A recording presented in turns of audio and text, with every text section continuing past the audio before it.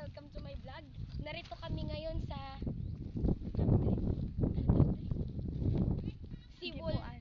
Gipuan. Gipuan. Hindi ko alam kung anong gipuan, so let's see kung ano meron din eh. Charis. Okay, tara. Mag-tour tayo. Ang kasama ko po ngayon at ang nag-video ay ang aking napakaganda, demure, nakaklase, si Jaira. So, ang meron lang naman ho dito is bye-bye, bato. Hindi ko videoan.